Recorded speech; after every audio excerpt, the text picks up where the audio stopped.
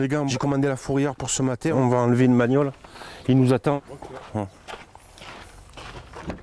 Départ pour les 3 agents de la police municipale de Port-Saint-Louis-du-Rhône sur l'enlèvement d'une voiture ventouse.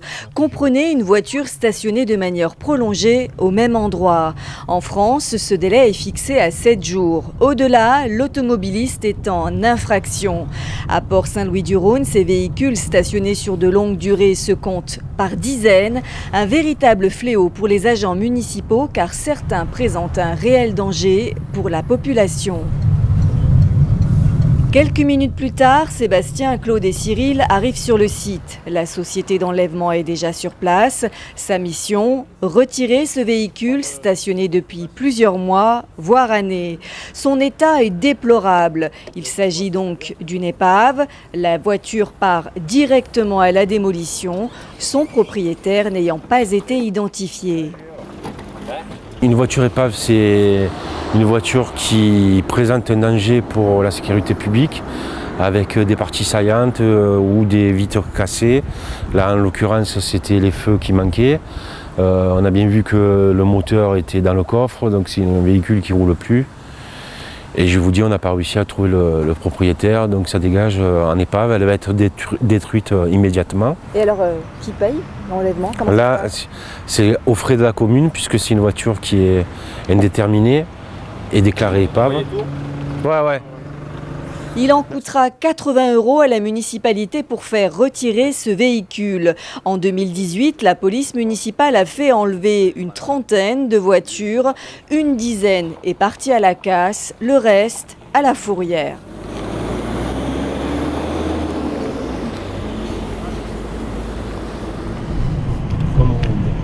Patrouiller en voiture constitue l'une des missions majeures des policiers municipaux, car l'objectif est bien de maintenir le bon ordre, la tranquillité et la sécurité des habitants. Mais très rapidement, les agents sont rattrapés par leur quotidien, les voitures ventouses.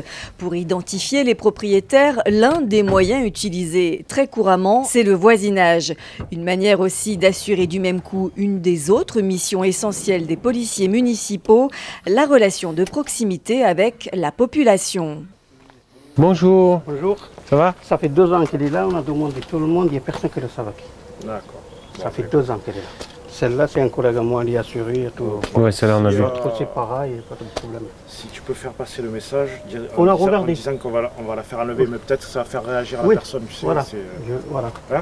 Ouais, je dis aux gens là, mais parce qu'on a cherché plusieurs fois c'est à qui, on ne sait pas c'est à qui. Tout le monde dit c'est pas moi, c'est pas moi, c'est pas moi. Ça va. À la prochaine. Merci beaucoup. Allez, ça va, ouais.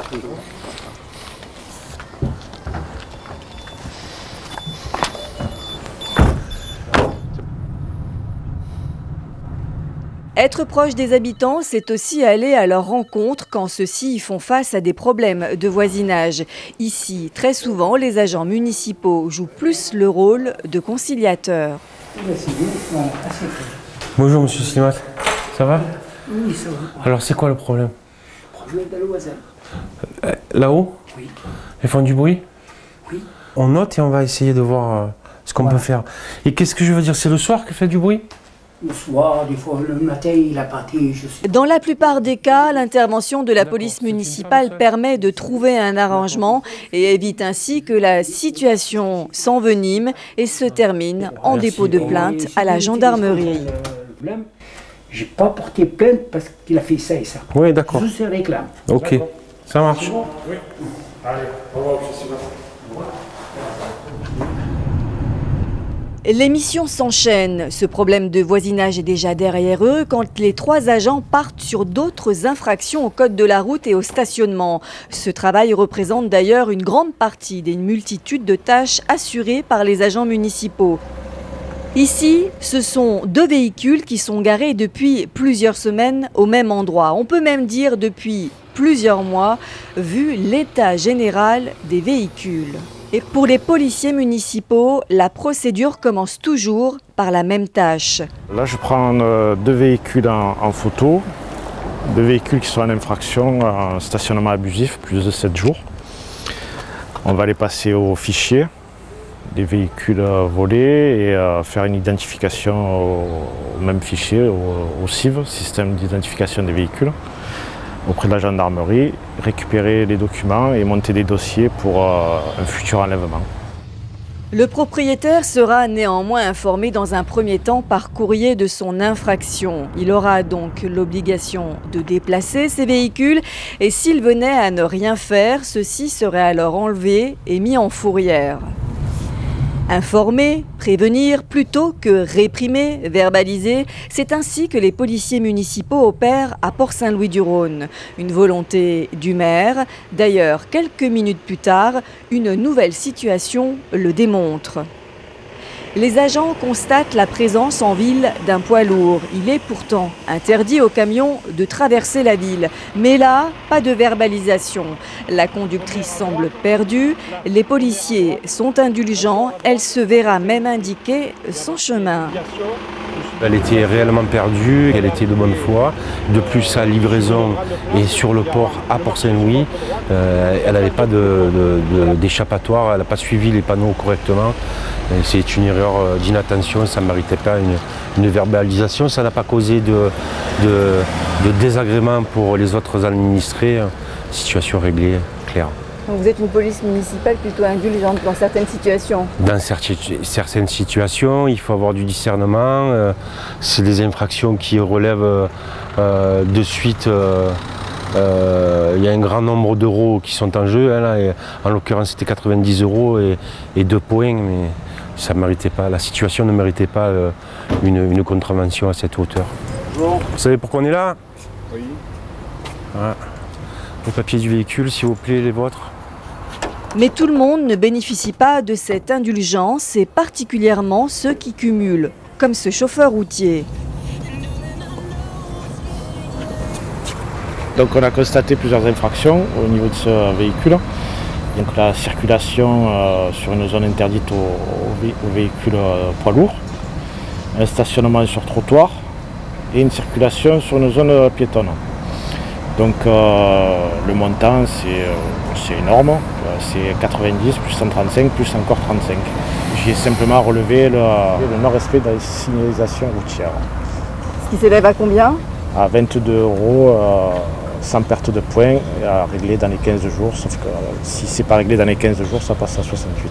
Notre but, c'est qu'ils sachent qu'il y a une police municipale qui veille dans Port-Saint-Louis et il est fort à parier qu'on ne le reverra pas sur la commune. Et si on devait le revoir, ben là, il y aurait moins de clémence. Évidemment, on n'est pas dans le tout répressif, on est plutôt dans l'accompagnement et dans le fait d'expliquer aux gens comment ça doit se dérouler dans la commune de Port-Saint-Louis-du-Rhône. Et prochainement, ce sont d'autres usagers qui vont devoir se plier à la réglementation en vigueur sur la ville. Début d'après-midi, les agents municipaux sont en patrouille à la recherche de camping-caristes contrevenants, car beaucoup d'entre eux dressent leur camp à plusieurs endroits de la ville et en dehors de l'aire qui leur est réservé, notamment le long du canal Saint-Louis, pourtant interdit par un arrêté municipal. Nous avons fait installer aux 2 entrées de la ville de manière réglementaire et conformément au code de la route 2 panneaux bleus avec une caravane dessinée dessus et qui indique qu'il y a un arrêté municipal qui gère le stationnement et le camping sur la commune. Les camping-caristes ne peuvent pas se garer en permanence toute l'année où ils veulent et quand ils veulent. Ils ont une aire de camping-car qui est dédiée à cet effet et qui est suffisamment grande, première DFL. Et ensuite, l'interdiction prévoit des zonages l'hiver et l'été. Il y a des endroits qui sont autorisés l'hiver et interdits complètement l'été. Bonjour, l'arrêt et le stationnement des camping-cars et véhicules aménagés sont interdits. Ici? Oui. Ah bon? Donc il faut quitter les lieux. Eh bon, on quitte les lieux immédiatement. Merci beaucoup. Très bien. Bon. Il faut faire ça rapidement. D'accord? Immédiatement. Merci beaucoup. Je vous en prie. Bonne journée. Au revoir.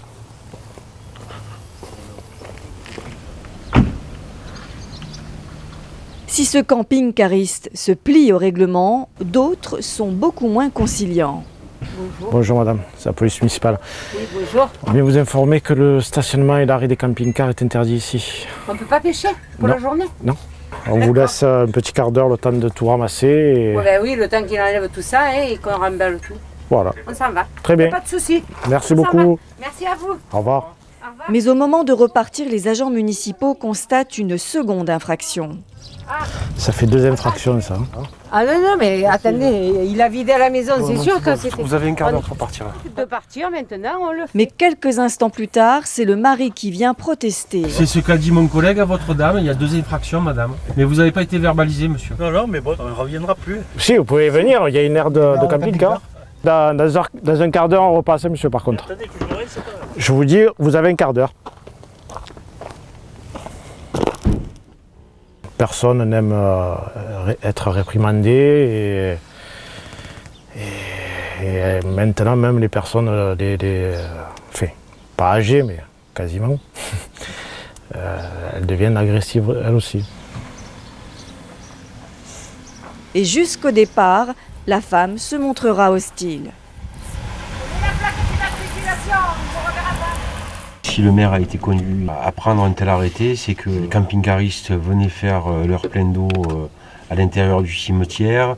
Il y avait des vols sur les tombes qu'on ne peut pas imputer aux camping-caristes, mais en tout cas il y avait des dégradations à l'intérieur du cimetière qui étaient dues à certains camping-caristes et que les Pro-Saint-Louisiens en avaient assez lorsqu'ils venaient voir leurs morts ou les enterrer, de voir en permanence de gens qui se trimballent en maillot de bain et qui n'ont même pas de respect pour un lieu sacré.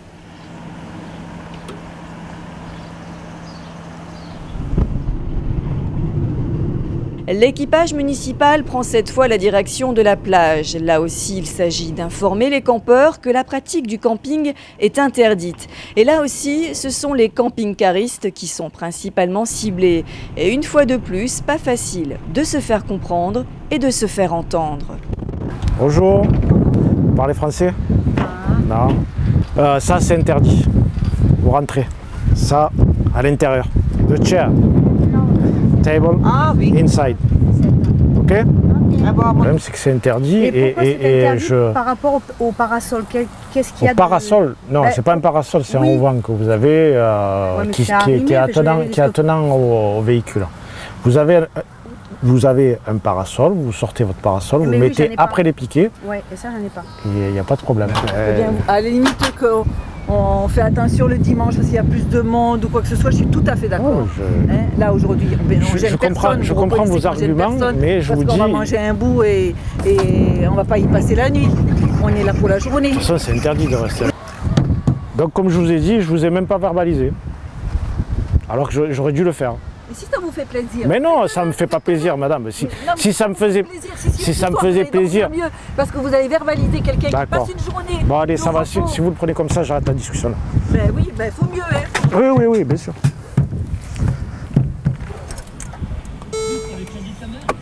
C'est la journée là.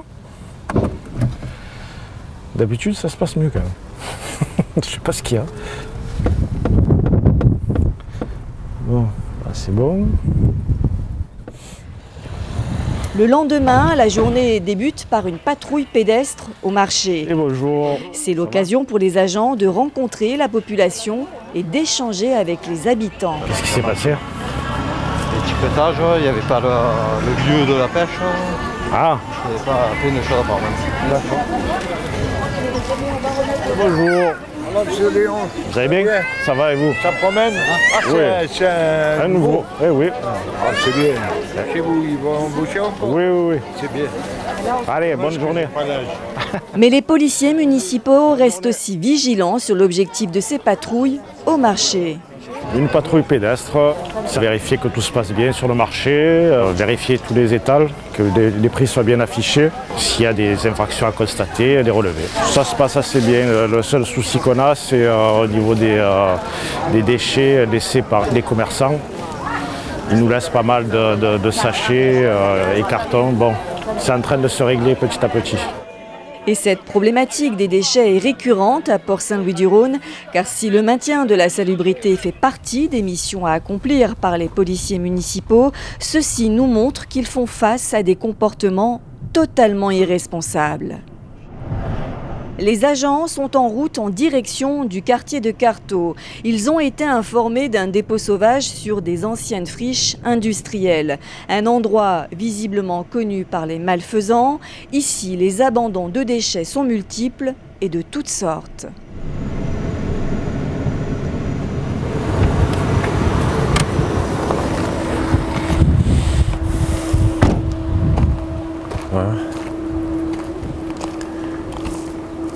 Voilà, on est typiquement devant un dépôt sauvage. C'est du bois, des pneus, des vieux filets. Quelqu'un qui a élagué ses arbres, qui est venu tout jeter en vrac là. Des pneus de voiture, de camions. On fouille un peu à droite et à gauche. Mais comme les gens sont prévoyants et que à la télévision on a montré que des fois on laissait des papiers avec les adresses, des oublis d'enveloppes, on pouvait retrouver les gens grâce à cette manière. Les gens se méfient, ils jettent plus que vraiment leurs immondices en plein milieu d'un espace naturel ou dans une friche industrielle, peu importe. Les amendes sont lourdes. Le fait de venir décharger à l'aide d'un véhicule, ça monte à 1 500 € pour commencer. Et ensuite, il y a la nature des détritus, donc c'est des atteintes au code de l'environnement.